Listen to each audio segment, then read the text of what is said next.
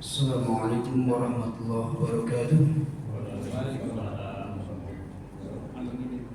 Alhamdulillahirabbil alamin. Allahumma shalli ala sayyidina Muhammadin wa ala alihi washabihi ajmain. Rabbi shrah li sadri wa yassir li amri wa hlul 'uqdatam min lisani yafqahu qawli. Amma ba'd.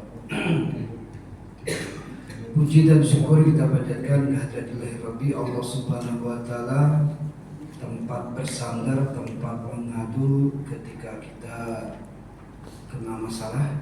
Hakikatnya seperti itu. Syariatnya ya kita diberikan kemampuan oleh Allah untuk bisa berikhtiar, untuk bisa berusaha untuk melepaskan atau membereskan dari masalah itu. Kalau kita punya mobil merek Toyota, itu biasanya kalau terdapat kerusakan pasti pakai buku pedoman Toyota. Kalau kita punya mobil Mercedes, ya biasanya pedoman perbaikannya pakai buku manual Mercedes. Tapi kalau kita punya mobil Toyota pakai buku manualnya Mercedes, mobil bukannya bagus atau bisa diperbaiki, malah bakal sebaliknya jadi hancur. Demikian juga kita, ketika kita punya masalah, punya problem, punya sesuatu yang tidak sesuai dengan keinginan cita-cita kita, maka ya kita kembali ke buku manual. Itu kitab yang diturunkan oleh Allah Subhanahu wa taala melalui malaikat Jibril kepada Rasulullah sallallahu alaihi wasallam. Al-munajjalu bi kitabihi minal Jibril ila Rasul sallallahu al-muta'abbad bi tilawatihi.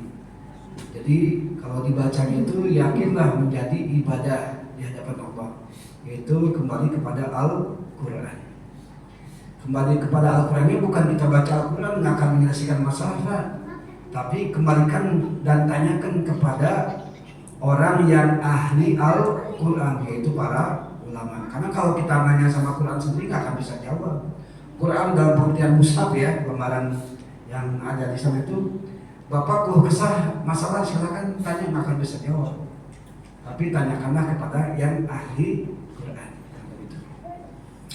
Salawat dan salam semoga limpahkan kepada junjungan kita Habibana wa Rasulana Sayyidina Muhammad Rasulullah SAW. Allahumma sholli ala sayyidina Muhammad wa ala sayyidina Muhammad.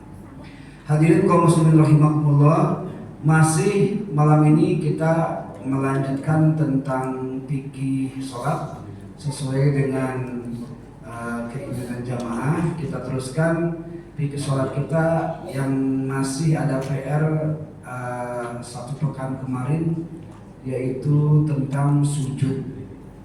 Bismillahirrahmanirrahim. At-tasi'u as-sujudu marrataini. Jadi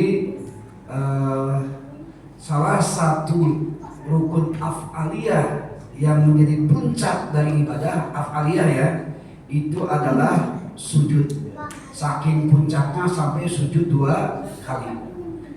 Kalau qauliyah itu ada 3. Pertama takbir Allahu Akbar, yang kedua bacaan Al-Fatihah dalam kalimat iyyaka na'budu wa iyyaka nasta'in, dan yang terakhir adalah kalimat syahadat dalam tasyahud, asyhadu an la ilaha illallah. Bahkan Imam Al-Ghazali itu menekankan, Pak, sebodoh-bodohnya orang awam. Nah, kita coba introspeksi diri sendiri aja. Kata Imam Al-Ghazali, sebodoh-bodohnya orang awam itu paling bodoh ketika sholat, khusyuknya minimal 3, ketika takbir, ketika iyyaka na'budu wa iyyaka nasta'in, dan ketika asyhadu an la ilaha illallah. Kira-kira Bapak Ibu ketika kalimat itu bisa khusyuk nggak? Kalau bisa khusyuk cuma 3 ya berarti kita bodoh, kata Imam Al-Ghazali gitu. Tapi kalau sampai 3 itu tak khusyuk, nah itu yang di bawah bodoh itu apa namanya? Saya nggak berani nyebutnya.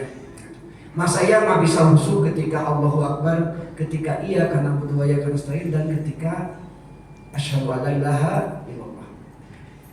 Itu qauliyah. Kalau af'aliyah, rukun gerakan, rukun pekerjaan itu adalah sujud. Nah, gitu ya. Bahkan saking pentingnya sujud dalam gerakan sholat itu sampai sujud hitungannya 2 kali. Kalau berdiri cuma sekali, tiap rakaat ya Pak ya. Kalau ruku cuma sekali, i'tidal cuma sekali, tapi sujud sampai 2 kali. Bahkan misalnya kalau Bapak sholat sendirian gitu ya, sholat sendirian, ketika sholat lupa kirain i'tidal, langsung sujud gitu ya, langsung sujud kan gitu ya. Yang terlewat apa Pak? Yang terlewat ada 2, ruku dan i'tidal. Walaupun sudah jujur, cepat bangkit lagi, wajib bangkit gitu ya, karena kalau dilanjutkan sujud nggak akan sah sholatnya. Karena ketinggalan 2 rukun tadi kan, langsung bangkit baru mulai ruku itu gitu ya. Sampai demikian lah aturannya. Atau misalnya gini, misalnya ada imam baca surat As-Sajdah misalnya, atau baca surat yang mensunnahkan sujud tilawah. Itu kalau nggak salah ada 15 ayat yang termasuk surat As-Sajdah yang kita disunnahkan untuk sujud tilawah. Salah satunya adalah surat Al-Alaq, akhir daripada surat Al-Alaq gitu ya. Wasjud waqtarib. Misalnya imam baca Al-Alaq, wasjud waqtarib, imam dia ruku karena tak bermaksud sujud tilawah. Boleh tak apa-apa karena sujud tilawah itu sunnah gitu ya, boleh karena sunnah langsung ruku. Tapi makmum yang karena sujud tilawah dia sujud, berarti ketinggalan berapa rukun Pak? 2 juga, yaitu i'tidal dan ruku dan i'tidal. Walaupun dia sudah sujud, wajib bangkit lagi, kemudian ruku. Itu aturannya. Nggak bisa tidak seperti itu ya. Atau misalnya begini,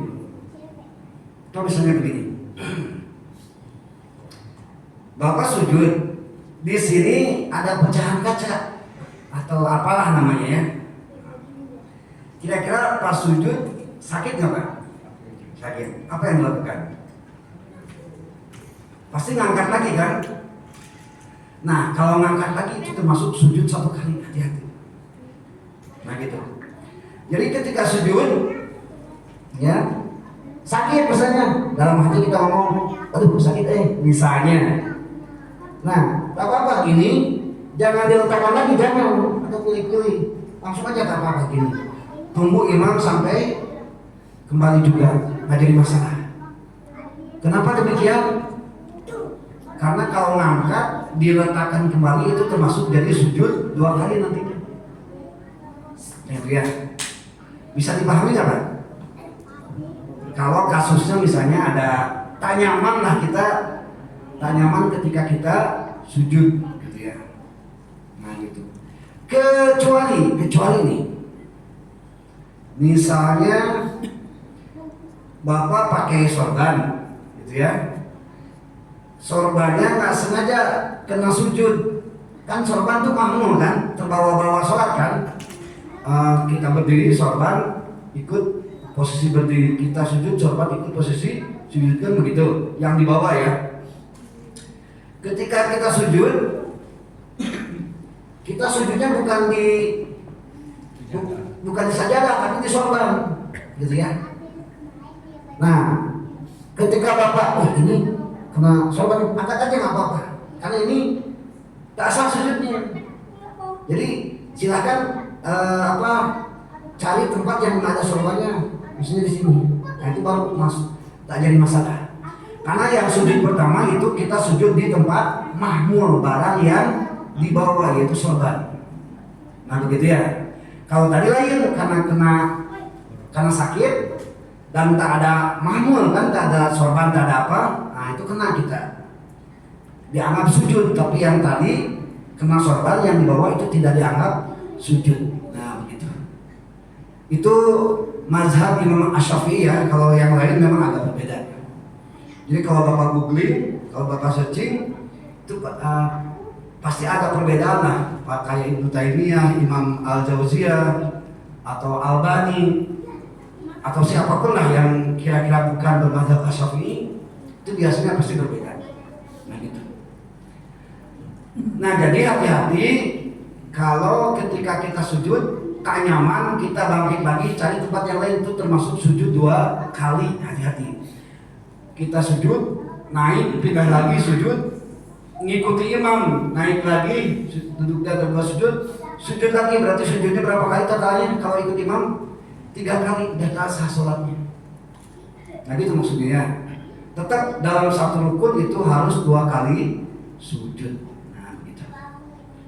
Bisa dipahami Bu? Soalnya khawatir saya penjelasannya kurang gitu lah. Bisa dipahami lah ya. Ya silakan Pak Imam.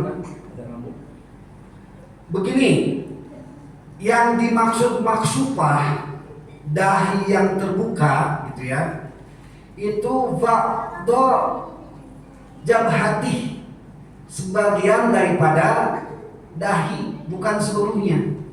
Kalau seluruhnya, coba lihat dahi itu begini kan bentuknya, agak cembung ya. Kalau Bapak sujud di lantai, itu saya yakin nggak akan kena semua, dari sini ke sini kena semua, nggak mungkin. Silahkan aja. Bisa kena kalau dicobekan, itu bisa tuh, atau di piring yang agak gitu, itu bisa, itu dapat masuk semua tuh. Tapi kalau di lantai yang lurus ini nggak akan bisa.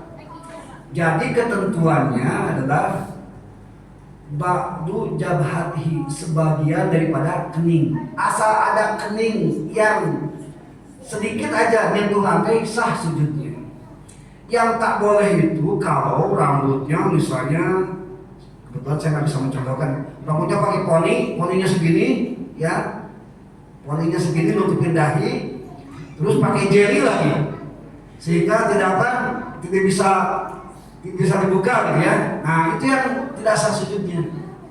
Jadi yang kena rambut tertutup dahinya semua, sehingga ketika sujud tidak ada bagian dahi yang kena lantai langsung. Harus ada bagian dahi yang kena lantai langsung. Itu yang disebut dengan ba'du jabhatihi, sebagian daripada kening. Jadi kalau rambut hanya segini tak masalah Pak Imam. Cuma masalahnya mengurangi keutamaan sujud saja. Tetap sah. Cuma makanya orang tua kita dulu kita pakai songkok, pakai peci, pakai kopiah, itu tujuannya supaya rambut gak kemana-mana, kan gitu. Itu maksudnya. Sebetulnya pakai peci itu bukan syariat Nabi, karena Nabi nggak pernah pakai peci. Coba cek aja lah hadis Nabi tentang peci, nggak ada. Gitu ya. Nabi pakainya apa? Sorban, pakainya ya. Jadi tujuan orang tua kita itu dulu, guru-guru kita dulu itu tujuannya yaitu supaya rambut tidak kena ketika sujud. Walaupun hanya sedikit ya, kalau bisa mendingan utuh aja semua. Tapi walaupun misalnya memaksakan diri sujud, ya rambut tergerai, asalkan sebagian dahi kena lantai langsung tak masalah, itu maksudnya. Masih tetap sah. Cuma yang dikhawatirkan adalah mengurangi keutamaan sujud, itu aja. Nah gitu ya Pak ya. Baik, kita lanjutkan. Kemarin kalau tak salah saya masih nengok di sini 4 kilo, saya masih ingat. Maksudnya 4 kilo adalah wa mutasakilan biha, gitu ya. Jadi memberatkan kepala dan tengkuk atau leher lah. Jadi segini nih. Jadi ketika kita sujud, ya Pak ya Bu, usahakan titik beratnya itu ada di jabhah, di kening. Jangan sampai beratnya ditahan oleh tangan atau lutut, gitu ya. Ya kecuali yang di dahinya ada bisul, mungkin ya saya belum menemukan solusinya apa. Mungkin itu ada roro gitu ya, ada keringanan kan seperti itu. Cuma kan rata-rata kita normal. Jadi ketika sujud Kalau kepala dan leher kita 4 kilo, ya ketika kita sujud di lantai yang ada timbangannya itu berarti ya 4 kilo gitu, bagusnya begitu. Yang jelas semua masing-masing terdistribusikan, berat leher sama kepala itu di dahi, berat badan dan seluruh sampai kaki itu ada di tangan dan ada di lutut, gitu maksudnya. Jadi di sini menurut Imam Muslim memang harus memberatkan kepala dan leher di atas dahi, difokus ke dahi. Nah, masalah nanti dahinya jadi hitam atau tidak itu terserah Allah ya. Nah, itu. Kalau dahinya hitam ya min asal sujud katanya, bekas sujud ya wallahu alam lah. Yang jelas kita laksanakan saja apa yang diperintahkan oleh Allah Subhanahu wa taala. Nah, baik, kita lanjutkan. Selanjutnya kemarin juga sampai mengangkat perut ketika sujud sampai anak kambing bisa lewat. Nah, itu ya, khusus untuk laki-laki nih. Kalau perempuan tidak usah. Jadi saya hari ini Bu akan menjelaskan tentang laki-laki dulu, nanti perempuan itu kebalikannya, begitu aja ya. Yang selanjutnya, jangan renggangkan dua tangan dan perut, gitu ya.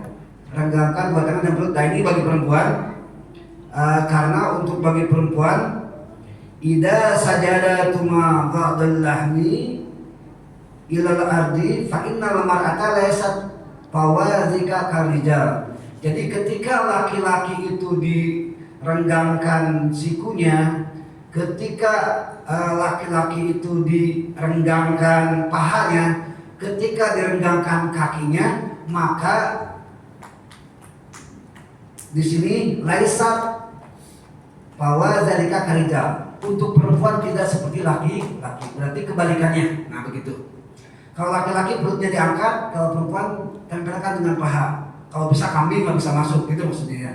Kalau laki-laki dibuka ketiaknya, gitu ya, karena Nabi pun dibuka sampai ketiaknya putih itu kelihatan, gitu ya, sama para sahabat. Nah, maka ibu tidak dibuka tapi dirapatkan. Ketika pahanya laki-laki direnggangkan, ibu dirapatkan, gitu maksudnya. Jadi harus sebaliknya laki-laki. Nah, begitu. Baik. Selanjutnya mengangkat siku. Mengangkat siku ya, sesuai dengan hadis Rasulullah SAW. Idza sajada fadha kaifika warfa faqaitika.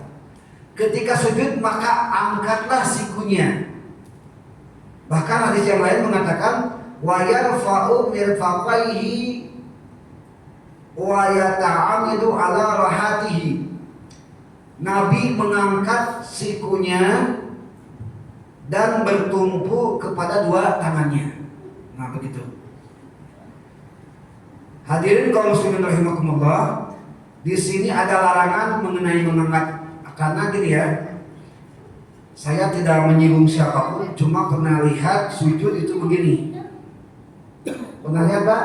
Pernah. Jadi sikunya nggak diangkat tapi begini. Ini dilarang oleh Rasulullah SAW. Apa larangannya? Larangannya adalah wala yasbutu ahadukum dira'ataihi kal kalbi.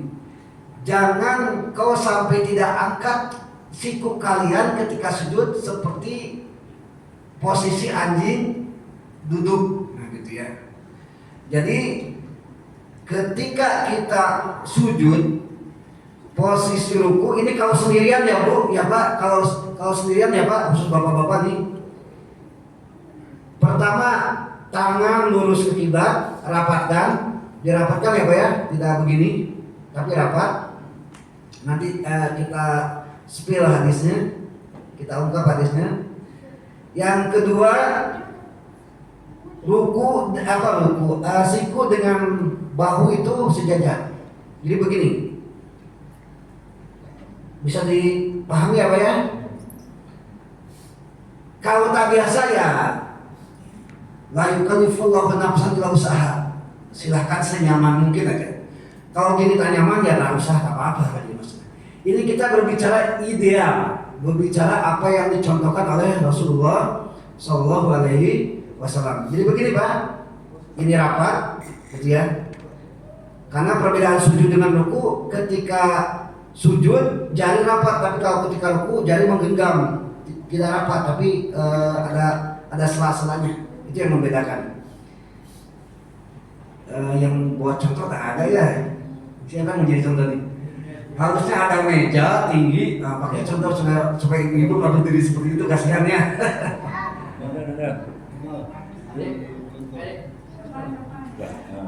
Nah, coba jadi contoh aja. Ini sholat sendirian ya. Kalau berjamaah itu kalau bisa jangan gini. Nanti kena orang lain, itu aja masalahnya. Langsung itu tadi. Rapatkan itunya. Jarinya rapatkan menghadap kiblat. Nah, kalau lagi sendirian bagusnya begini Pak. Ini luruskan. Kalau bisa luruskan dengan bahu. Nah, kalau sendiri ininya menghadap kiblat, ininya menghadap kiblat. Nah, gitu. Kalau ini untuk bapak-bapak ya, bukan buat ibu-ibu ya. Nah, kalau lagi sendirian sholatnya, ini terlalu itu ya, terlalu panjang, agak bisa itu nggak maju dikit lututnya ke sini. Nah, gitu. Jadi posisi sujudnya itu bahu dan siku itu lurus. Yang kedua, posisi jari menghadap kiblat. Yang ketiga, ini tadi disebutkan bahmamatun al-mar'at gitu ya. Jadi anak kambing bisa lewat perutnya, makanya perutnya ditinggikan. Yang keempat, posisi ini renggang. Boleh renggangnya segini, boleh segini, boleh segini. Yang nggak boleh itu segini. Dempet itu nggak boleh. Kalau ibu-ibu dempet gini. Kalau ibu-ibu ya, bedanya itu. Nah ini kalau untuk laki-laki ini renggang. Posisinya seperti itu. Ada yang ditanyakan Bu? Pak silakan sebelum ini dibangkitkan. Sebagian Pak ada kaki itu yang lompat atau laki-laki Pak. Ini dirapatkan. Yang penting 5 jari salah satunya ada yang menghadap kiblat, itu aja pokoknya. Syukur-syukur semuanya. Tapi usahakan salah satu jari dari 5 ini, dari 5 ya, ada yang menghadap kiblat. Gitu. Yang ini salah kalau gini, apalagi gini, itu jelas salah. Harusnya dilipat. Ada lagi Pak Bu? Oke, makasih ya. Jadi kasus Ustaz, kalau yang orang mampu bisa memasangkan jari kakinya, rasanya menghadap kiblat. Sementara dia kalau seperti itu, kalau sholatnya Kalau mau memaksakan gimana maksudnya?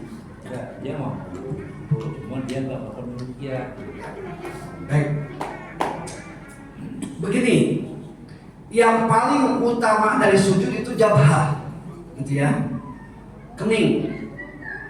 Kenapa jabhah? Karena itu rukun utama. Pokoknya yang namanya kening harus ada di tempat sujud atau di lantai. Adapun rukun sujud yang lain, tangan, terus lutut dan kaki, itu sifatnya tidak sampai sujudnya tidak sah, gitu ya. Makanya tadi saya di awal pembuka itu memberikan sebuah gambaran tentang sujud karena urusan dengan kening atau dahi. Adapun orang yang misalnya tangannya begini, kalau dia mampu, kalau bisa usahakan menghadap kiblat dan posisi siku itu sebaris dengan bahu. Karena Nabi mencontohkan gitu Pak. Karena Nabi seumur hidup jadi imam. Jadi imam kan sendirian dia, beda dengan jadi makmum. Jadi Pak Imam tuh bebas kalau begini, gitu ya. Tapi kalau jadi makmum jangan coba-coba Pak. Kena orang nanti masalahnya. Sewajarnya aja lah. Nah, gitu ya. Ini khusus bagi sholat yang sendirian. Terutama imam sholat itu kan sendirian sholatnya ya. Karena yang lain di belakang kan begitu. Jadi kalaupun tidak begini nggak apa-apa. Yang penting konsep laki-laki itu ini terbuka, gitu aja. Jangan begini. Ini terbuka. Terbukanya terserah mau 30 derajat, mau 40, 50, sampai 90 nggak jadi masalah, silakan aja. Gitu. Tapi kalau sudah begini, nah itu mempengaruhi keutamaan sujud. Mempengaruhi itu begini. Seandainya sujud dalam sholat berjamaah itu 27 apa? Derajat. Kalau Bapak tidak sesuai dengan apa yang dicontohkan Nabi, mungkin bukan 27 derajat lagi yang kita dapat, mungkin 20 derajat, mungkin 18 derajat, kan begitu maksudnya. Bukan tidak sah Pak Imam, tapi yang menentukan sah tidak itu dahi, itu yang utama. Itu aja maksudnya. Sampai dalam mazhab Imam Syafi'i tadi saya bilang, sampai kalau sorban kena halaman sujud sampai tak sah sujudnya, hati-hati begitu maksudnya. Ada pun yang lain tak masalah.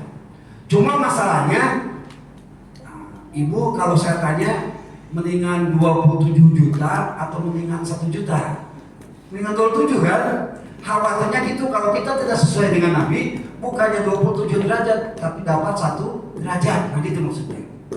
Sah tetap sah. Cuma kenapa tidak kalau kita bisa, kenapa tidak dilaksanakan? Gitu ya. Jadi demikian ya. Baik, kita lanjutkan.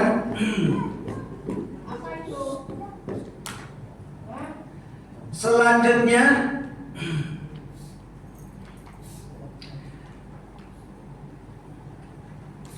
banyak doa atau bacaan di sini jelas tasbih maksudnya ya. Dengan bacaan Subhana Rabbiyal A'la.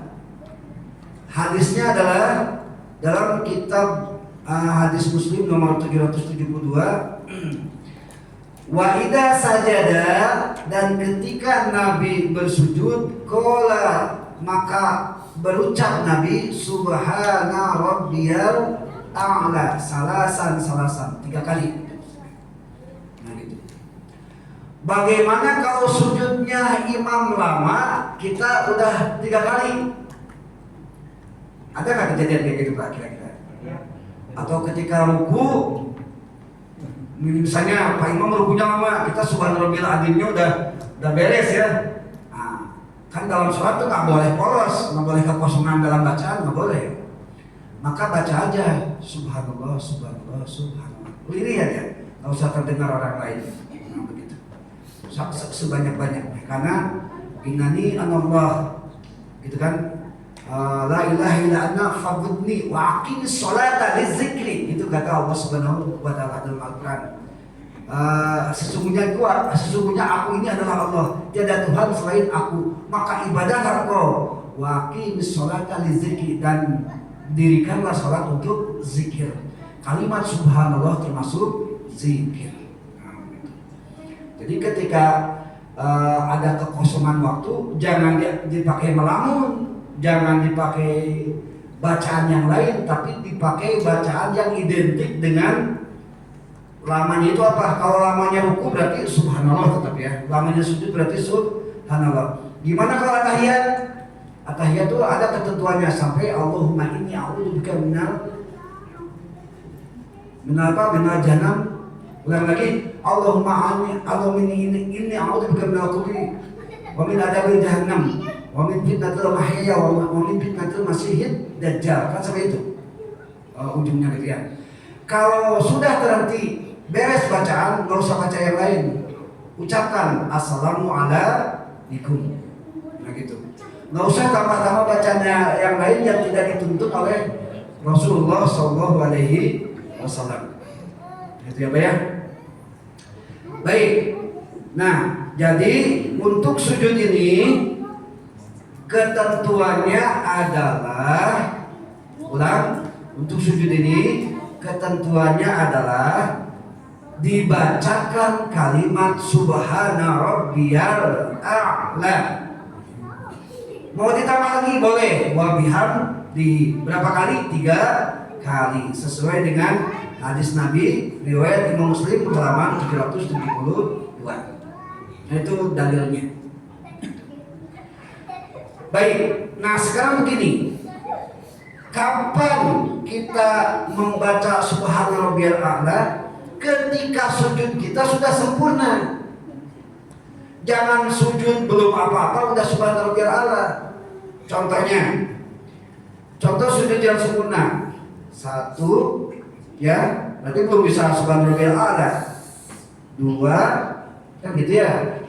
3, pas ini tek gitu ya, nah baru bisa mulai. Kalau misalnya kaki belum di posisinya, jangan dulu mulai subhana rabbiyal a'la gitu. Jadi posisi baca itu setelah posisi sujud sudah sempurna. Jangan masih proses. Proses dulu selesaikan, proses sujud selesaikan. Setelah sujud beres, baru silahkan baca subhana rabbiyal a'la. Nah, gitu. Nah, gitu ya Pak ya, Bu.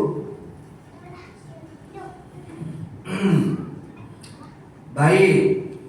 Yang selanjutnya,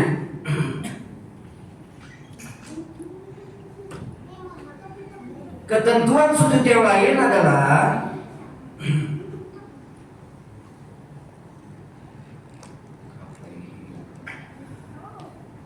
alla yaksida min ghairi sujud, dan tidak ada maksud yang lain selain sujud. Gitu. Maksudnya apa? Begini Pak. Setelah Bapak i'tidal, memang langsung berdiri kan, sami Allahu liman hamidah. Pas misalnya di depan ada yang jatuh barang berharga kita langsung begini sambil sujud, ngambil begini. Nah itu maksudnya mau sujud atau mau ngambil barang. Kalau maksudnya ngambil barang sekalian sujud itu tidak sah. Nah gitu maksudnya. Jadi kalau sujud aja gitu, jangan niat ngambil barang gitu. Bisa dipahami ya Bu ya? Mentang-mentang barang kita berharga kita jatuh, udahlah saya ambil. Berarti itu niatnya ngambil, bukan niat sujud gitu maksudnya. Gitu ya. Atau ketika ibu ruku ada orang yang nendang sami Allah, nah itu nggak bisa. Berarti itu niatnya menghindar, bukan niat i'tidal gitu maksudnya. Silakan. Bagaimana pada saat kita ruku ini tersibak nih kaki kita nih yang perempuan itu utama. Tersibak gimana? Misalnya jempolnya nampak. Oh, jempolnya nampak. Terus pada saat ruku itu beres ruku itu baru tutupin gitu. Begini, salah satu yang membatalkan sholat adalah kasful aurat, kelihatan aurat, gitu ya. Kalau dibiarkan, ilatnya kalau dibiarkan. Jadi udah tahu jempol kelihatan, dibiarkan, itu batal sholatnya. Tapi kalau menutup seketika, fauran, itu tak membatalkan. Gitu ya, bisa kalimatnya mudah-mudahan dipahami. Yang membatalkan itu adalah kelihatan aurat dan kita tahu tapi dibiarkan, itu batal sholatnya. Tapi kalau terbuka langsung ditutup, itu tidak membatalkan. Nah, itu. Atau misalnya begini, terkena najis kering, itu membatalkan sholat karena pakaian terkena najis. Kecuali ketika kita lihat langsung disentil secepatnya, itu tidak membatalkan. Tapi kalau dibiarkan itu membatalkan sholat. Kenapa? Karena salah satu syarat sahnya sholat adalah harus suci pakaian atau yang kita kenakan, gitu. Kecuali yang basah, itu lain cerita. Tapi di masjid ada nggak kejadian kena najis? Tidak ada lah ya. Kalaupun ada tahi cecak gitu ya, kesini basah, itu sifatnya mampu dimaafkan, gitu ya. Tapi kalau di luar kemungkinan bisa saja terjadi ya. Bisa saja terjadi gimana ya, mungkin ada burung elang bekor otomatis di atas kena kita, itu bisa aja ya, seperti itu. Itu jelas membatalkan sholat, harus segera. Kalau kena sorban Pak Haji langsung aja sorbannya lempar, itu masih sah sholatnya. Kalau kena baju itu yang jadi masalah, mau dibuka banyak gerakan makruh sholat, kelihatan aurat juga, itu jelas membatalkan sholat. Ulang aja sholatnya kalau kena najis gitu ya. Nah, gitu. Jadi yang batal itu kalau kita terbuka aurat tapi tidak ditutup atau dibiarkan, itu membatalkan sholat. Tapi seketika ditutup itu tidak membatalkan sholat. Nah. Jadi yang kena najis yang basah tadi, yang saya baca, kalau kita buka tidak mungkin. Berarti itu kan namanya dimaafkan ya. Iya, dimaafkan. Kita biar aja. Tak apa-apa, dibiarkan aja karena memang menurut para ulama fuqaha itu memang dimaafkan untuk tai-tai seperti binatang-binatang kecil yang biasa hidup di rumah atau dibangun sebuah bangunan. Yang jelas kalau kita lihat kondisi masjid kita kayaknya cicak pun jarang ada lah ya, gitu ya. Dan memang agak kecil kemungkinan kena kita gitu. Tapi kalaupun kena itu memang ada ketentuannya dimaafkan, gitu ya, dimaafkan. Nah, begitu.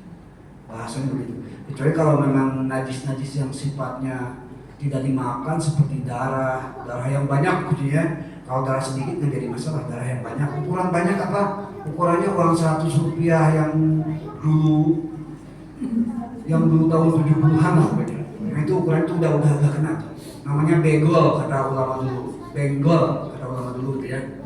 Karena saya waktu ngaji memang sama ulama zaman dulu, jadi ya bahasanya benggol. Di sini apa bahasa ulama zaman dulu ngaji? Benggol juga ya. Nah gitu ya. Jadi mohon maaf ya Pak, Bu, saya memang menyampaikan ini sesuai yang kiai saya dulu sampaikan gitu aja. Jadi gaya zaman dulu Pak Haji, gitu ya. Jadi nggak bisa kayak ustaz-ustaz zaman sekarang lah, mohon maaf gitu ya. Ya karena kitabnya juga udah ratusan tahun ya, udah gaya ratusan tahun yang lalu aja.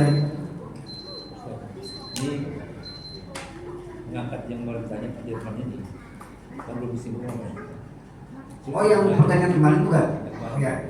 Untuk yang pertanyaan kemarin masalah sujud tilawah. Jadi begini, jadi ada yang namanya ta'abud, gitu ya, ibadah yang memang tidak boleh ditanyakan kenapa dan kenapa Isya 4 rakaat, kenapa Maghrib 3 rakaat dan sebagainya.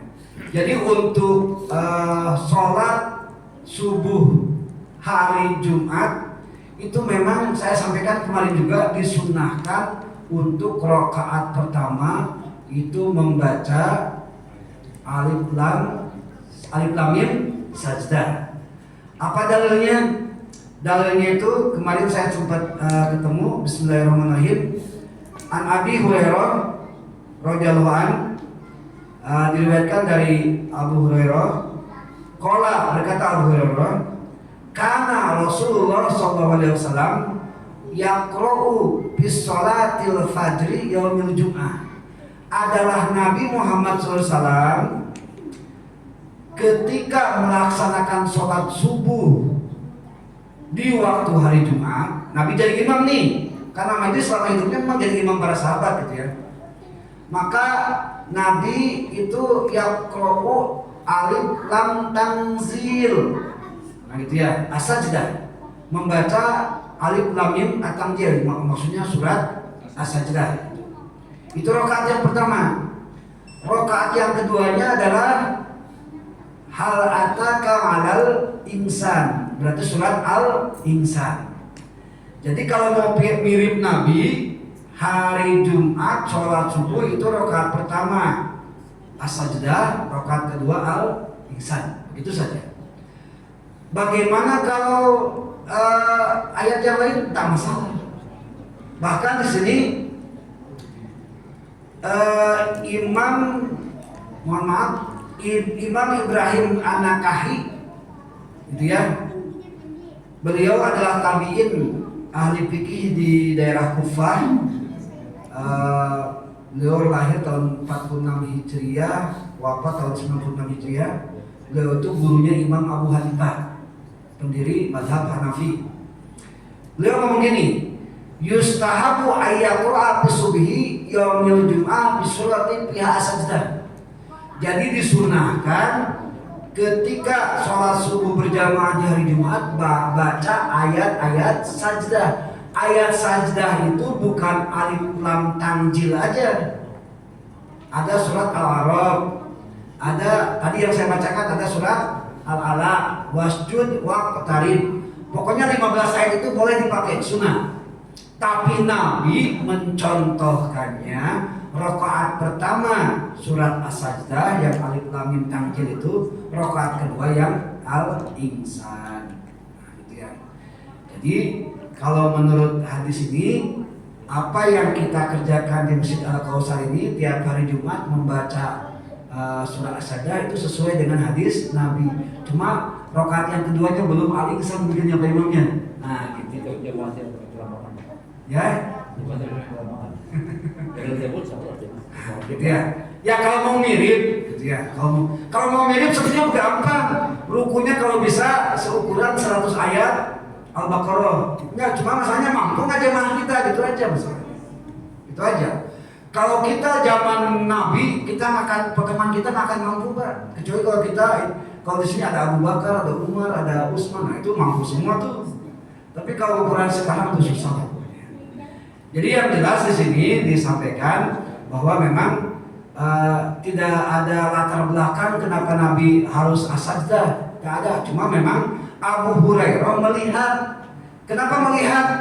Karena beliau juga makmum ketika sholat subuh di hari Jumat, beliau mendengar, melihat dan mengalami bahwa Nabi rakaat pertama itu surat as-sajdah, rakaat kedua itu surat al-insan.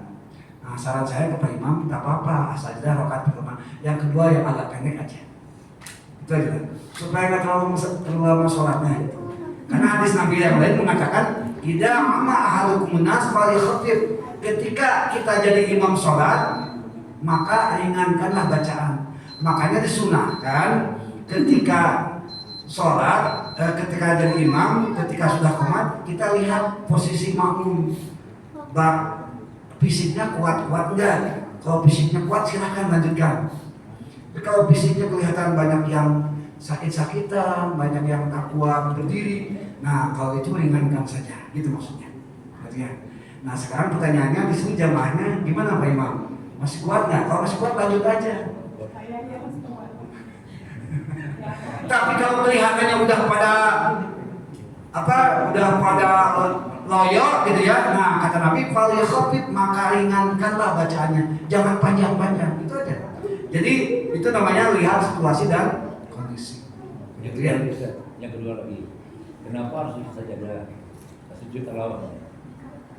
Gitu kan? Kenapa harus? Iya, karena tadi saya sudah sampaikan hadisnya. Kenapa harus sujud tilawah? Kenapa harus sujud tilawah? Karena memang lanjutan daripada hadis daripada Abu Hurairah ini memang mengatakan bahwa suatu saat ketika Nabi membaca surat As-Sajdah itu sujud tilawah. Bahkan bukan dalam sholat saja, ketika dibacakan kita disunahkan sujud tilawah gitu. Bukan dalam sholat saja Pak Imam. Ketika ada pengajian, ada yang membacakan ayat sajdah, disunahkan kita sujud, kan begitu. Gitu ya, bukan dalam sholat saja. Jadi begini ya, apapun masalah ta'abbud, masalah ibadah, itu memang memang kita nggak bisa mempertanyakan kenapa dan kenapa. Walaupun kemarin saya kenapa sujud 2 kali kita ceritakan itu untuk memperkaya saja, untuk mendukung mendukung sebuah mendukung sebuah hukum gitu. Kejadian ketentuannya memang begitu gitu. Karena Nabi memerintahkan shollu kama ra'aitumuni usolli, sholatlah kalian seperti aku sholat, itu aja misalnya. Ketika Nabi sholat subuh hari Jumat, Nabi dibiasakan alif lam saja, ya udah ikuti aja gitu. Kalau tidak pun tak jadi masalah karena itu hukumnya sunnah. Seperti halnya misalnya kemarin ada pertanyaan, apakah hidung itu wajib tidak ketika sujud? Nabi pernah sujud itu al-qasosi syarihi, pernah tumpuannya di tempat rambut depan yang tumbuh pertama, berarti begini posisinya. Berarti kalau tumpuannya di sini, hidung pasti nggak akan sampai kan? Itu nggak akan sampai sepanjang apapun ya, kecuali kayak Pinocchio atau lain cerita ya. Nah, itu Nabi pernah numpunya di sini nih, bukan di sini. Nah, itu pernah sekali. Makanya disimpulkan oleh ulama Imam Asy-Syafi'i, termasuk Imam Asy-Syafi'i juga, bahwa hidung nempel di lantai itu hukumnya sunnah, tidak wajib. Gitu. Tapi kebiasaan Nabi memang ketika sujud dahi dengan hidung nempel, tapi suatu saat pernah gitu maksudnya. Jadi asalkan Nabi sekali saja pernah melaksanakan sunnah itu. Terawih Nabi melaksanakan berapa kali Pak? 3 kali. Nabi itu terawih 3 kali, selanjutnya wallahu a'lam. Tapi tetap sunnahnya kita sampai menjelang Lebaran kan. Kalau mau ngikut benar-benar Nabi harusnya kita 3 malam aja, tapi ternyata apa? Ternyata kita sampai sepenuhnya. Karena yang disebut sunnah itu bukan berkali-kali dikerjakan Nabi, tapi juga pernah Nabi mengerjakan 1 kali. Nah, ya. Jadi sujud tilawah juga sekali-kali Nabi itu beribadah. Hadirin kaum muslimin rahimakumullah, alhamdulillah tunai sudah kita melaksanakan sujud. Nah, ketika kita bangun sujud, ya, ketika bangun sujud, apakah kita duduk diam sebentar baru naik? Kan gitu ya? Ada gitu ya? Ada ya? Ada yang sujud langsung berdiri. Nah, bagaimana ketentuan seperti itu?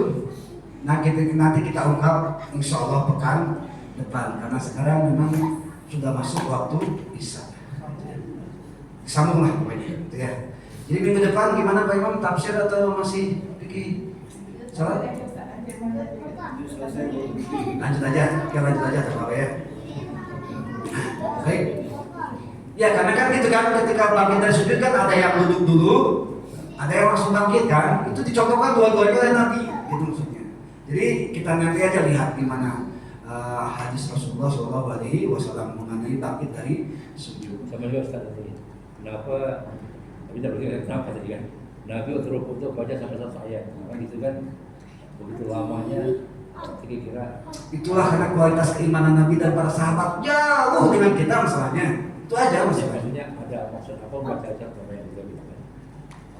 Itulah saya kemarin terus terang aja menjelaskan kenapa ruku, kenapa iktidal diisyaratkan dengan Isra Mi'raj Nabi dan contoh malaikat Jibril gitu ya. Itu sebetulnya hanya pendukung saja, gitu ya. Bukan karena apa-apa gitu ya. Sebetulnya saya jadi kesel sebenarnya menjelaskan gitu ya. Jadi ditanya kenapa semua. Kenapa tahiyat harus begini? Harusnya kan begini. Kenapa nggak gini? Kenapa nggak gini? Kenapa nggak gini? Kan gitu. Jadi akhirnya banyak pertanyaan nantinya gitu ya. Itu aja jadi memancing gitu ya. Iya. Hadirin kaum muslimin rahimakumullah, yang jelas al-muta'abbadu, hal-hal yang sifatnya ibadah memang ya udahlah kita kerjakan saja sesuai dengan apa yang dicontohkan Rasulullah Shallallahu Alaihi Wasallam. Walaupun ya setidaknya nanti kita ada beberapa hal yang harus kita sampaikan latar belakangnya gitu ya. Dan saya mohon maaf kalau jawaban-jawaban yang tadi tidak memuaskan, karena ya memang saya pun tetap terus belajar gitu. Ini udah 30 tahun tidak saya baca, ya saya baca lagi terpaksa gitu. Dia menjelang aja itu saya terus aja, saya bongkar aja gitu Pak Imam, baca dulu mau tidak mau gitu. Jadi kan jawabannya Ustaz dari jamaah monggo Ustaz tambahan dan ilmunya enggak ilmu gitu. Dengan ada tanya jamaah gitu kan. Ya. Dan saya memang kita berharap jamaah kita ini ya harus bertanya gitu. Baik, alhamdulillah. Hadirin kaum muslimin rahimakumullah, sebelum saya tutup izinkan nanti setelah sholat isya jangan dulu pulang ya. Kita makan bubur aja. Ya, alhamdulillah dari sedikit. Mudah-mudahan bisa sama-sama mencicipinya. Ya, jazakallahu khairan. Sekian dan demikian, wallahu muwaffiq ila aqwamit thoriq. Wassalamualaikum warahmatullahi wabarakatuh.